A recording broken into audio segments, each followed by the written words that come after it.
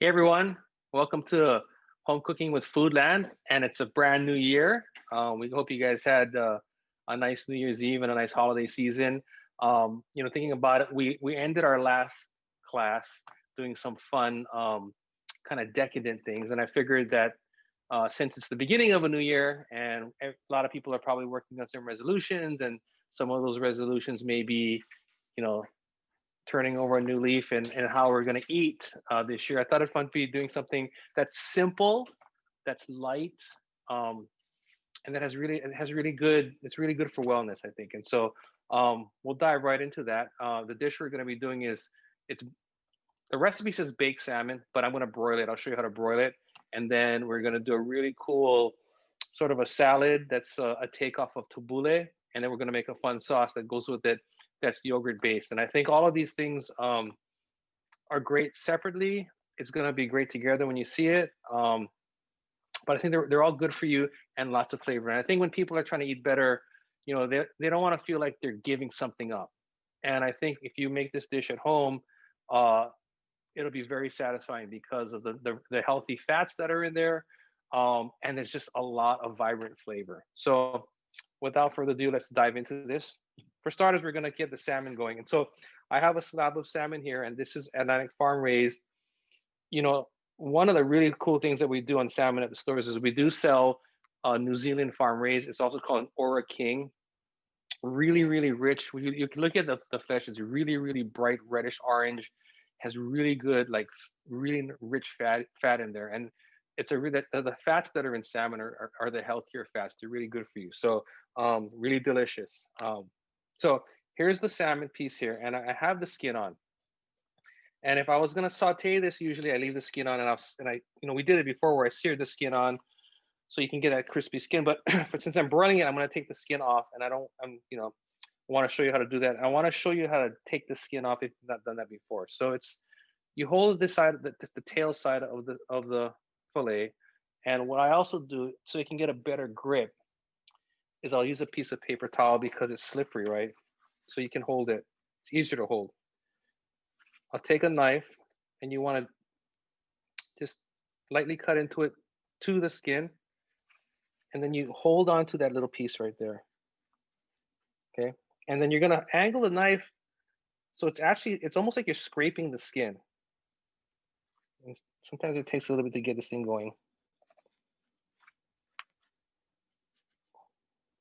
but you're angling it like this because you want to see what I'm trying to do is I'm trying to pull this to get the skin to come off, and I want all the flesh to stay with the side and not on the skin. So as you're pulling it, you're just kind of wiggling it.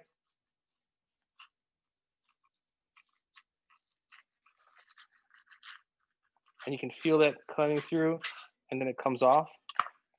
And then here's your skin piece right here like that. Now, what we do in restaurants sometimes, we'll save the skin, and I'll actually put in the oven, and I'll make little like crisps out of skin crisps, or you could deep fry them. But again, we're eating healthy, right? So we'll put that away for now, and then you can take a look on the other side here, and you see how all of the skin came off, but all of the flesh is still in one piece here. Now I'm gonna clean it up just a little bit. We'll trim that, trim this a little bit.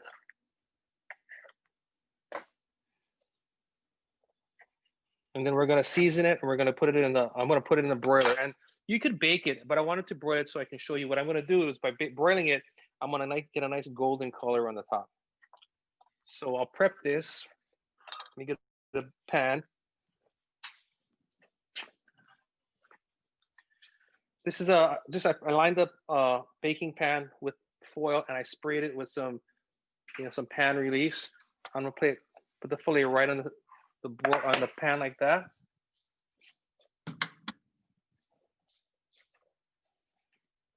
And again, notice that I prep the raw salmon on a different cutting board. Now, if you're doing this at home, you have one cutting board. You're gonna do it on the board. Make sure you wash it and clean it and sanitize it before you do other things, right? Salt. And you see, this is a good thing to show you too. We've talked about it before, but you can really see when I'm seasoning, I'm looking for a very even dusting of salt on the piece of meat that I'm doing. Same thing with pepper.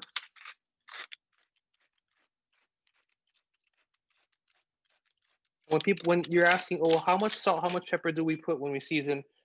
That's the best. I mean, you want a very even coating on there, and you see the general spacing between the pieces of salt. That's kind of what you're looking for. That's going to be a good seasoning. Then I'm going to drizzle a little bit of extra virgin olive oil on this, just lightly.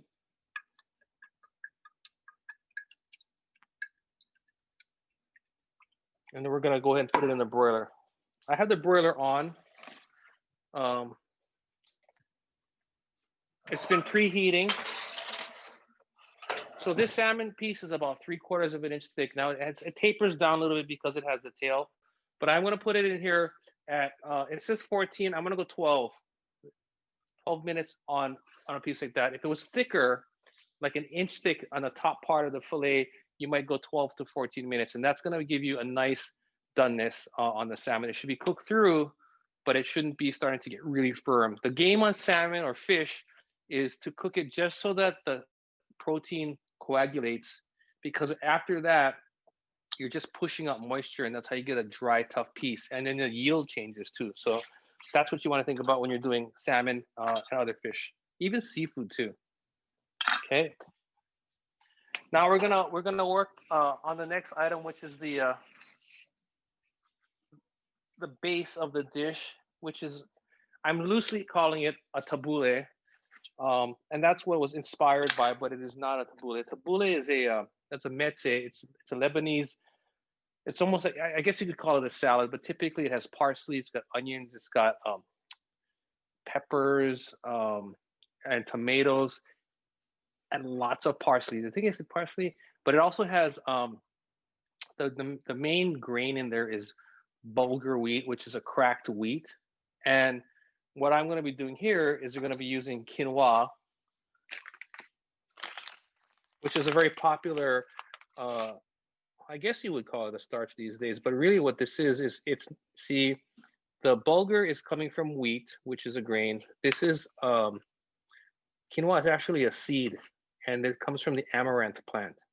So it's really high in protein, it's got a lot of vitamins, but it doesn't have a lot of the, that starchiness that, you want to kind of avoid, because it's really quickly absorbed in your body as a quick energy source, but it's not one of those that lasts very long. So really popular these days, very healthy item. And if you haven't done it before, it's worth trying. Now, what I did was to make the quinoa, I did use a rice cooker, and the recipe or the ratio for making quinoa is 2 cups of liquid to 1 cup of the grain. And so because of the amount of water relative to grain, I did use, this is a 3-cup rice cooker, and I only made 1 cup in here, because what happens is it starts to, foam up and bubble and sizzle. And the thing, if you did 2 cups in here with 4 cups of water, or if you had a 4-cup rice cooker and you did that, it would definitely boil over. So if you're going to use a rice cooker, definitely want to do smaller batches in a big rice cooker, because of the way it's going to simmer and really foam up. But basically, I put my my two cups of water, my 1 cup of quinoa, hit the cook feature, and then I just went around and just went along doing my own thing. And so it's set and forget, just like you're doing rice, and comes out great. Okay. Now, if you don't have a rice cooker, you can do it in the stove method. You put it in, bring it to simmer, slow cook for 15 minutes until it's all absorbed. Kind of want to fluff it up, and then let it sit. So we'll let this sit for a little bit. And then we're gonna prep all the stuff in here. I started with a little bit of tomatoes here. I had some Whole Farms tomatoes that I hadn't eaten, but I also have some Sensei Farms mini plum tomatoes. Really cool farm on Lanai. We're doing a lot with them. We do a lot of their greens, and they've done some other fun things. They've got tomatoes. We've got cucumbers, and from my understanding is they're doing a lot of experimental fun stuff. Got some experimental peppers from them. I don't think they're in the market yet, but I think there are going to be some really interesting things coming from the farm there. So Keoni, these were did washed. you pull out the pin bones from the salmon already? Pin bones were pulled out, yes. So if you are not familiar with pin bones, thinking about the fillet, pretend this is a fillet. Here's the tail side. Here's the, where the head side would be. When there are all these, there's bones that come out of the fillet that go into the spine. And when you fillet the salmon, you cut through those and all those little bones are still in there. And so what you want to do is use tweezers to pull them out. The way you check when you buy the piece of salmon is if you go from the tail side up, you can't tell. But if you go from the head side down, they'll come up and they'll poke you a little bit so you can find them to pull them out. Now the recipe that I have says 1 cup of tomatoes. Keep in mind that this recipe is one of those recipes where you really can go by feel and have fun with it. One of the other things that I'm going to do in this recipe, and when you think about tabbouleh, if you're familiar with it, it has, like I said, a lot of parsley, and the ratio of bulgur wheat to parsley and other vegetables is very high on the vegetable, low on the bulgur wheat side. And so what I'm also going to do here is going to try to do that again, so that you can get the nutrients that you want and some starch from the quinoa, but it's really going to be driven by the vegetables that are in this salad to kind of balance out this healthy meal that you're going to eat. So we have that in there. And then we've got Whole Farms cucumbers from our friends over at Whole Farms, Shinho. And I'll just cut, these are Japanese cucumbers, so they're going to be really nice and crunchy. They don't have a huge center with a soft, pulpy seed. Maybe I'll do 2 of them. Let me rinse these real quick. And again, I'm going to stripe these real fast because I want to get some of that outer skin off. Okay. So for this salad, what would be the ratio of greens to veg? Oh, when I say greens, I mean the greens in this thing. I guess it's going to be the cucumber and the parsley. That's the greens. No, vegetables to grains. Sorry. I don't know. Let's look at it together. I'm gonna shoot for at least 50, at minimum 50-50. It might be even 75-25, something like that. I think that's a judgment call that you can make when you're doing this.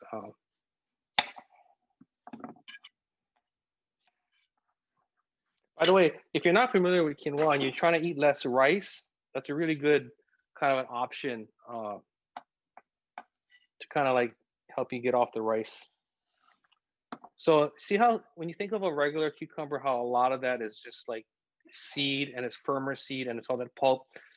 Look how there is some seed, but they're super tender. You could totally eat that. But other than that, it's almost new flesh. So you can if you want, and I've shown you before. Sometimes I'll scrape this out if I want to, but for now, for these purposes, I think it's perfectly fine. So I'm just gonna go ahead and we're gonna just cut it all and add it to the salad. Keoni, can you tell the difference in taste between farm raised versus wild salmon? What would be the main differences between farm raised versus wild salmon? Price. Not just kidding. No, the wild salmon is gonna have more salmon flavor versus farm raised. And the thing that's interesting about wild salmon is that it really depends on what the salmon was feeding on when it was harvested. And so the cool thing about it is it's going to vary when you're getting wild salmon. But part of the reason why people like wild salmon is because, if you think, it's born, then it goes out in the ocean, and then it has to go and live out in the ocean, then make its way back if it's going to spawn. But it's out there, it's eating stuff, it's moving around a lot. And so all of that activity really develops the flavor that you're going to be getting in wild salmon. And then it depends on the variety. Some varieties of king salmon tends to be a much richer variety of salmon. And so you have that in play as well. Like if we're talking about Atlantic farm raised salmon, you're going to get a very consistent eating product. Some of them are grown in essentially wild habitats because they're raised in fjords, which is technically natural water coming and going, but it's in a controlled environment versus it's doing whatever it wants and you're just catching it and it happened to come your way. and they're feeding them, right? So it's on a controlled diet. And I think so the feeding of them, the confined environment, you know, it gives consistency to the raising and control over the raising of the salmon, and a consistency in the way it eats. And so you give that up, I think, to get to that consistency. And there is a pricing difference because of all of these efficiencies and the controls that are in place. They can produce them in a much more consistent way. When you're dealing with wild salmon, you never know really what you're going to get. And so if there's a big catch, it might affect the pricing. But if it's sparse, then pricing changes. And if you think about like the ahi market, there's similarities to that, right? Too. Pricing when it's very abundant is attractive, and when it's scarce is very, very high. And so I guess that's the way I would think about it. But for example, one of the other items we tend to run when it's available is Copper River salmon, and it's really bright orange color, really, really rich, really, really fatty. And so it's decadent because of that, and it has wonderful flavor. Is that kind of was that too long? Sorry. Anyway.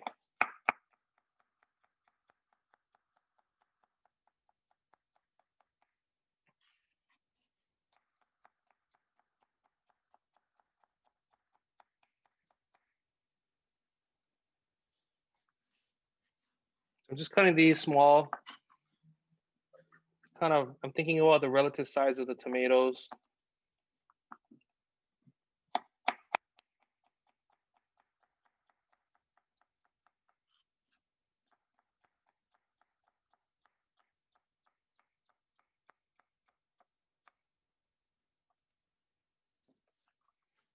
We're good. I'll put these in a bowl here.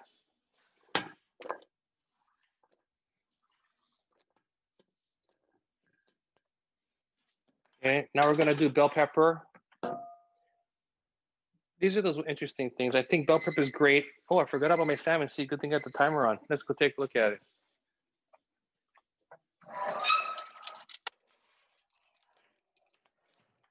See, 12 minutes, right? I'm feeling this. You see how it has a nice bounce?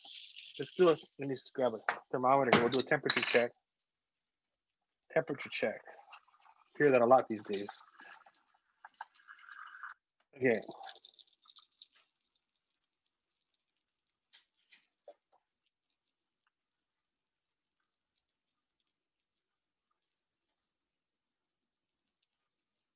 So it's kind of slowing down now, 110, I think. So like I said, we're looking for 110, between 110 and 120. And remember, this is still cooking, right? So but it's slowed down quite a bit, right? The temperature now. See how it's really slowing down, 111. So I would say as this keeps going, it's going to stop at about between 115 and 120, which is a perfect temperature for a piece of salmon. Now, a piece of salmon that you want to be cooked through.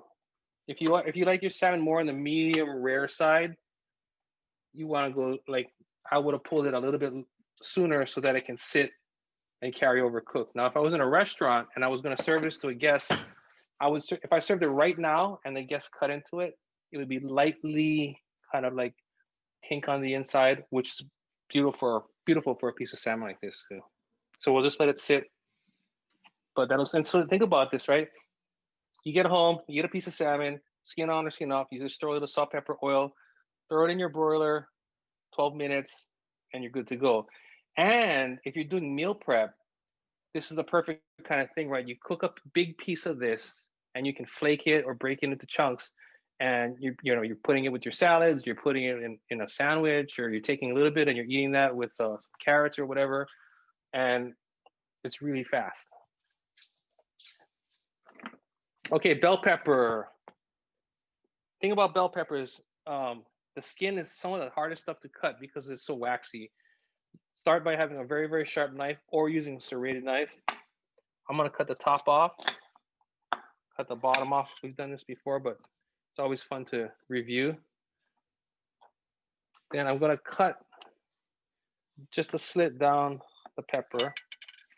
And then I wanna take my knife, and you see that pith? I'm gonna just cut around the pepper.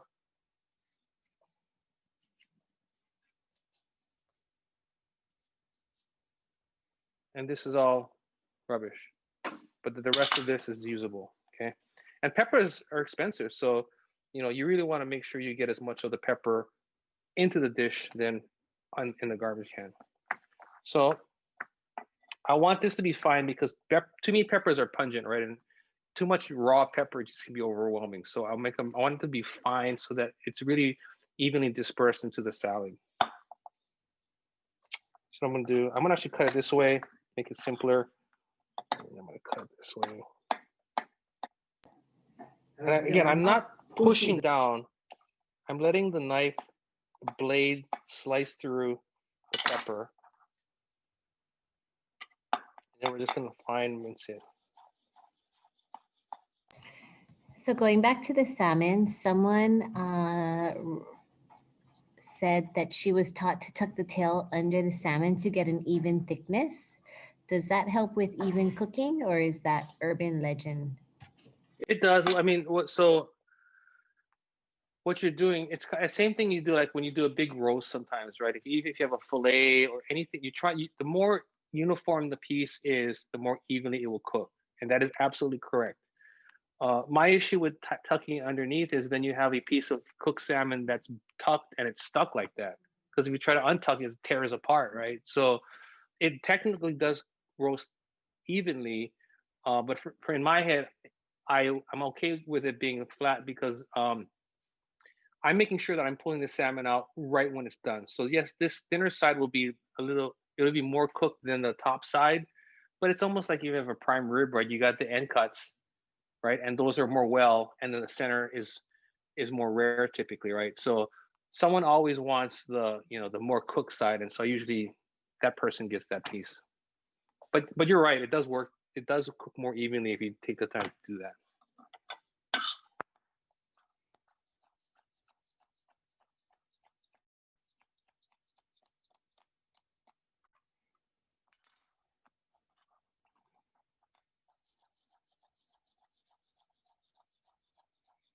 And the thing that we always challenge each other in kitchens is to see who's the most quiet. People think that in kitchens the loud chopping means someone's being productive, and it's not always that. That's not always true.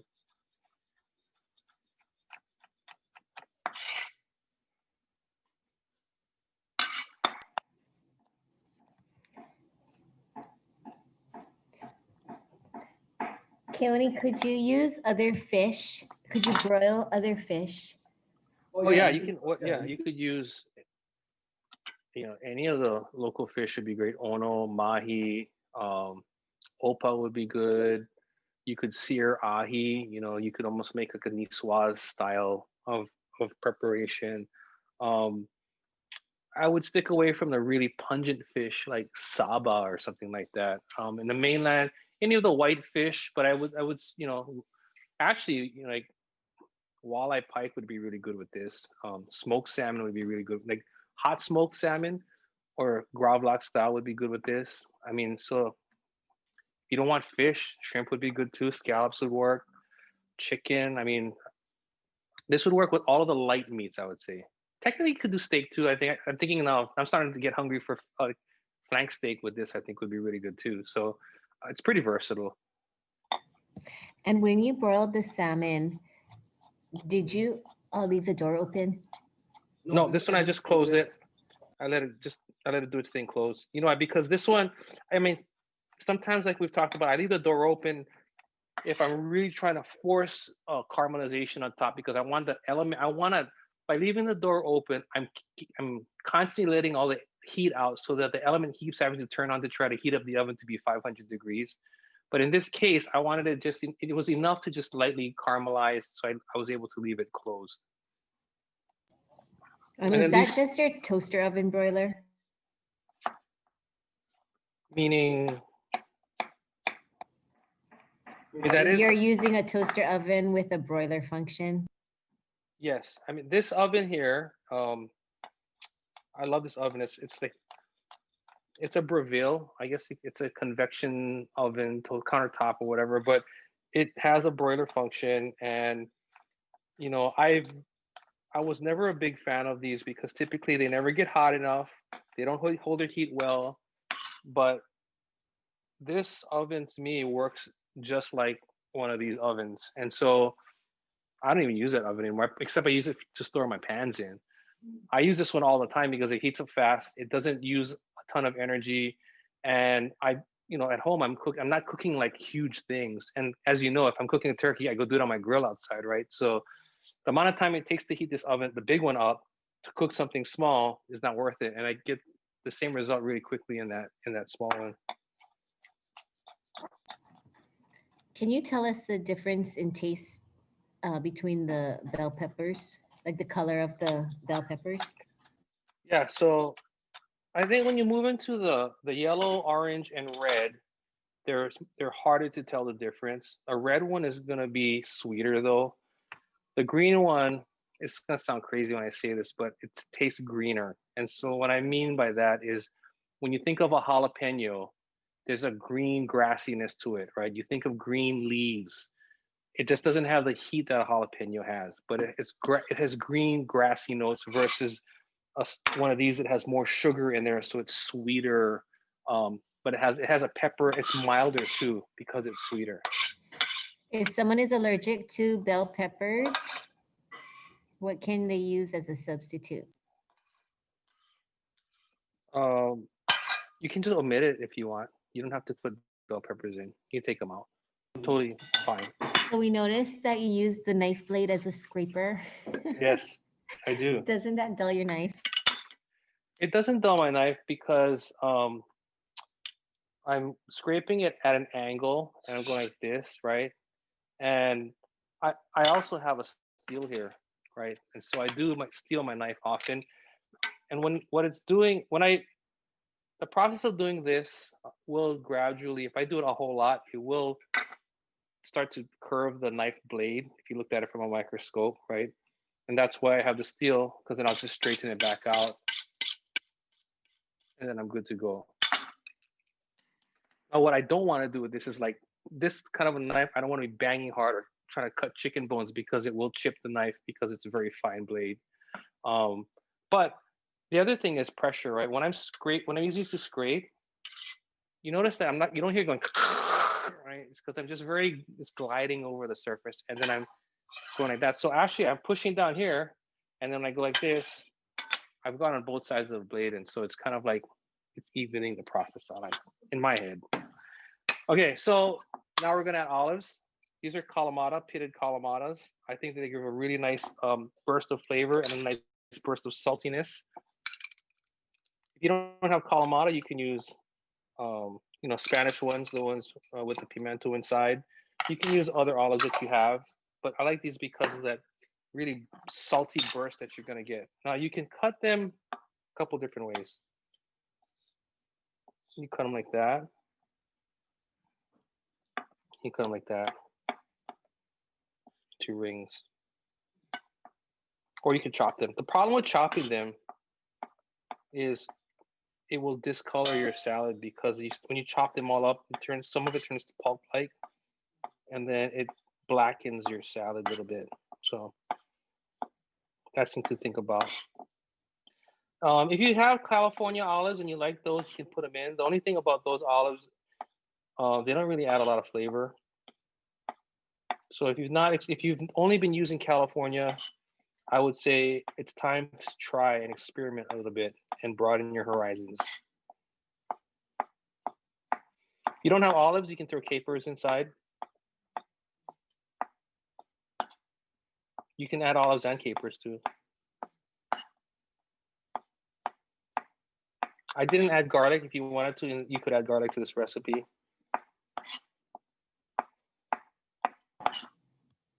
You mean fresh garlic? Raw garlic? Yeah, fresh raw garlic, yep.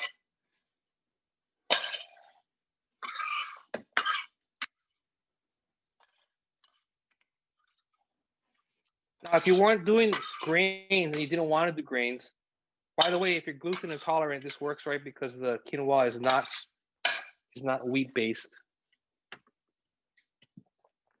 But if you didn't want that either way, you'd be fine too. You could just do this, be a good salad. Okay, this has been rinsed already, but I'm just gonna I don't know, take this much, take half. Now, in a restaurant, and you still can do this at home, I would sit there, or I'd have a prep cook do it, or I'd come in early and pick all of the pieces off so that the stem here is what I would save for stock, right? And that you can totally do that, and that is the proper way. But also, in the interest of time and speed, you could do this, and you take it, and you kind of roll it into a bunch here. And because this is a tender herb, you can kind of get away with it.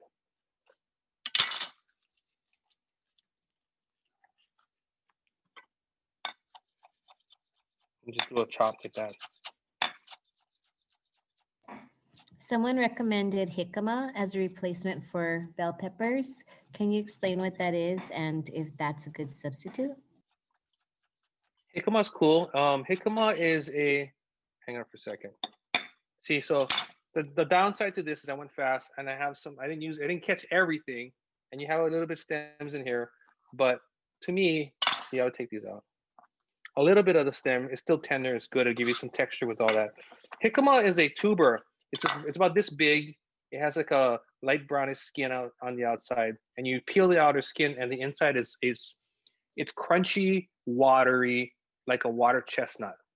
And so it's used a lot in cuisines in South America. So they put it, they make salsas with it. They serve it as a side. They'll put chili powder or chili and lime on it. So it would add nice texture. It would add nice texture to this salad. You could totally do that. The thing that's interesting though is to me, what's fun about cooking is you start to, depending on what you start to add into it, you start to morph this, right? And so the inspiration for this dish was meze and Lebanese style cooking, and so that the foundation of this is tabbouleh, right? Now, if I started to add things like jicama, right, and then I didn't put the olives in, but then instead of putting parsley, I added cilantro, and then I added lime juice, I'm starting to move into a different region, right? And you can start to see the color palette starts to change into what I'm doing. And then instead of doing the yogurt sauce, maybe I take avocados and I mash them and I make a sauce with cumin in it, right? And so now I'm starting to move into a whole different genre, but it started with some similar ingredients, right? And so what's interesting about cooking is as you start to understand cuisines and you start to take things in and out, there's certain palettes that you start to play with, right? And then you start to morph into different arenas by doing different things with those. So you could add mint to this too, then. That would go. Oh, that'd be awesome. Yeah, mint would be great. So this is regular parsley, not Thai. Well, no, cilantro. This is Italian parsley. It's Italian parsley versus American or curly parsley, and those are the same flavor, different texture, but it is not cilantro or AKA Chinese parsley.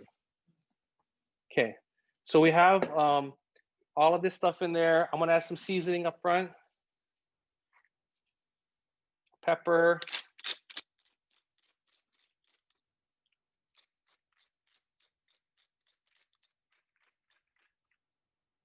And it is worth it. Go and get a pepper grinder because the fresh pepper has it almost has a nutmeggy quality, right? And it has flavor. The stuff that you get in the cans, if it's not happens to be really fresh, by the time you pour it on, you get black flakes that don't taste like anything.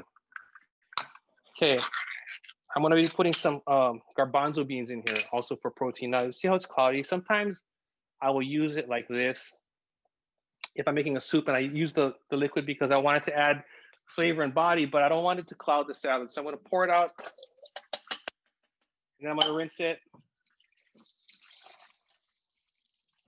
Now you can also, you can get dry garbanzo beans and cook them and make your own, which is great. But there's really good quality canned garbanzo beans these days. So when you're at home and you just got home from work and you're on the fly, this is the way to go, right? Again, garbanzo beans, a great bean, adds protein. Again, if you're thinking about the style of meze, you start to think about things like hummus, which is garbanzo beans as a base. So are you starting to see all these things kind of coming together as I'm thinking about this salad that we're making. Lemon juice, we'll put fresh lemon juice in there. And again, when you think of these cuisines, it's olive oil, lemon juice, lots of herbs, very vibrant flavors. Got some Maika'i extra virgin olive oil. And then we're gonna add quinoa. So here we go. Someone was asking, so what's the ratio, right? I would say 75-25 probably, right? In this particular. I'm gonna add this. Maybe I'm gonna do preliminary. I'll circle the wagons real quick in here. We'll add this in.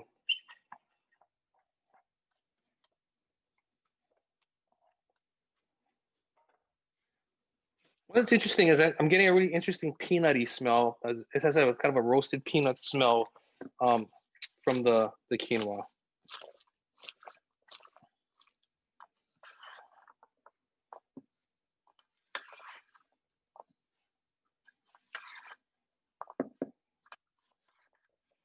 But again, what's fun about this recipe, and I think just by looking at it, it's saying I need more acid. What's fun about the recipe is that I didn't measure anything, and you don't have to measure anything either. And your preferences will evolve over time based on your own what you like and what your guests tell you. But also, now this is just made and it's going to taste delicious. It will taste even more delicious after it sits. So, if it let it sit a couple hours, even the next day, the flavors will kind of marry and come together, and it'll just meld really nicely. So here's that salad. And then I'll make a quick sauce, and then we can bring this all together. And now do you serve this cold or room temperature? Either. I would say it's better room temperature. If you have it refrigerated, you want to take it out, let it come to room temperature, and that way the flavors will come out more. When you eat things cold, your palate cannot taste them, and it has to actually warm up in your mouth before you can start to taste. That's why ice cream, right? Since it's really frozen, you put it in your mouth, you have to wait for it to kind of melt before you can taste it. So it's really room temperature is the way to go with this. Okay. So the sauce again. This is a derivative. I was thinking of tzatziki a little bit when I made this. So it's yogurt based. It's got dill. Sometimes you see cumin, and it's got acid. And it's very simple. Tzatziki typically has cucumbers in it, but I already have cucumbers in the salad, so I didn't want to be repetitive. I am using Greek yogurt or Greek style. This is Greek Gods, Greek style yogurt. And what's nice about this, there is fat free and there's full fat. I am using full fat here, okay? It's gonna give you it's a different mouthfeel, smoother, creamier, and it's thicker. Question about the quinoa. Did you cook it like rice? Did you have to rinse it? And yeah, I rinsed it. Do 1-to-1 ratio? I rinsed it just to get out any dust. I checked it out to make sure there weren't any stones or anything in there, and then it's 2-to-1. So it's 2 water to 1 quinoa, and then just hit the cook button and go watch the Queen's Gambit. Come back later. Okay, we'll put some dill in here. By the way, shout out to our friends over there at Ivanhoe Farms. Okay, dill. What's interesting about dill too? So all of this is very tender. Now you could pick these plouches, right? We call them. And in a fine dining restaurant, that's what I would do, and this goes away. Or you could just technically you could chop the whole thing up because it's very tender. But I'm gonna go ahead and pick it just so I can show you that. Okay. We'll go ahead and chop that up. So again, when you're gonna chop this up, you're gonna take it and just gently, without mashing it, you're rolling it up into a nice little tiny ball. And then you're gonna hold it, grab your knife.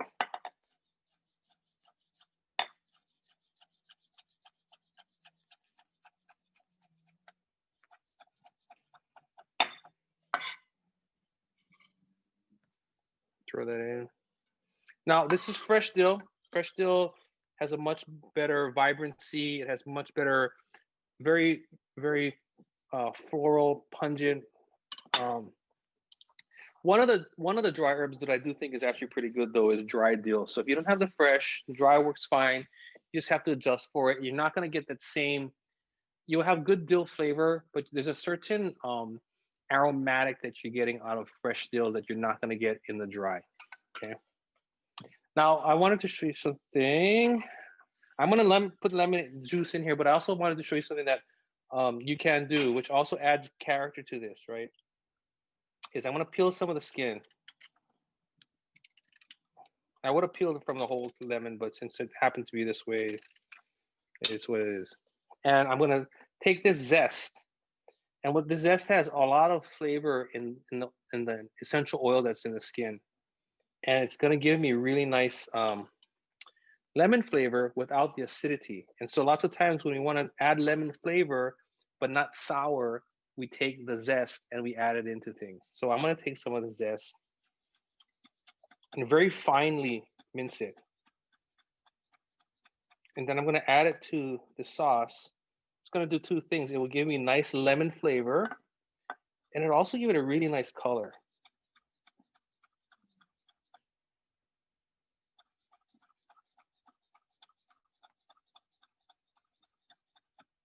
Sometimes it doesn't want to cooperate with me, but we'll get there. Okay, we'll take that.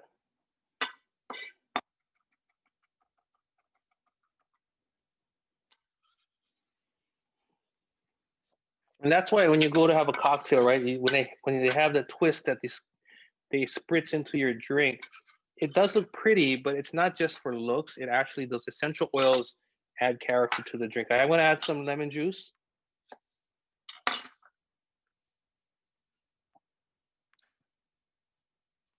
And now I'm going to stir this up. Now, keep in mind, I'm stirring it to incorporate, but I'm not going to heavily agitate this, because the more I agitate it, the looser it will get. And I want to try to maintain the body that's in here.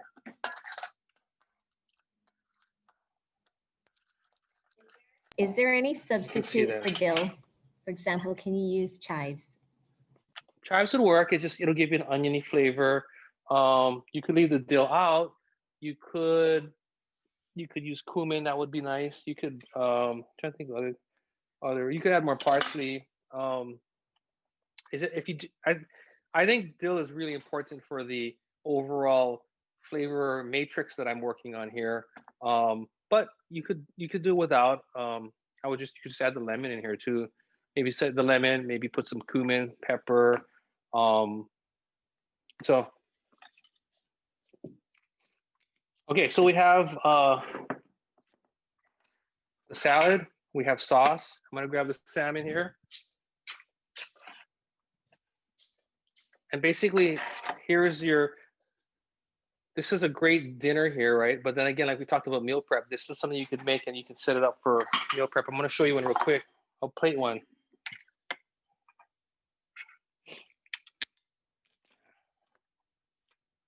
Put some on the plate here.